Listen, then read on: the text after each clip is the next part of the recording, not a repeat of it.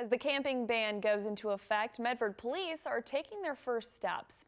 Thank you for choosing NBC5 News at 11. I'm Anna Weeks. Starting this week, Medford Police are handing out 72-hour notices to people living on the Greenway as the city's prohibited camping ordinance takes effect. NBC5's Katie Strite got to shadow MPD's livability team today. She's live on the Greenway now with our top story tonight at 11. Katie?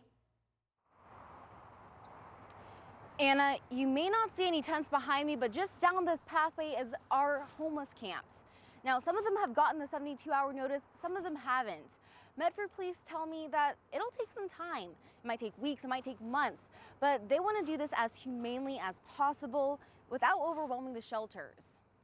Medford Police Officer R.J. Josephson has been with the MPD's livability team for over a year now. We're in it for the long haul. We want to see people succeed. We really, truly believe that there's a better way for them to be, better way for them to live. He's seen it all, everything from success stories to homicides. The big weary stuff has to do with fires, and then recently we've had 2 homicides down here on the Greenway. With the new camping ordinance in effect this month, his job is to meet people where they're at. They're not necessarily happy that they're moving, but they're actually starting to look at some of the different options. Josephson says the team is taking things slow right now. We want to make sure that, say, the urban campground, the Kelly shelter, or the COVID relief funds that Access has access to are not overwhelmed in the front end. He says they are focusing on one community at a time, not only for the shelters, but so the livability team can help move people off the Greenway by finding them storage and a place to go. We're gonna get them into the campground. Perfect. One resource they're using is the urban campground, where resident Danielle Nicely has lived for 3.5 months. Only because of these things I was able to maintain independence and live with me and my cats and not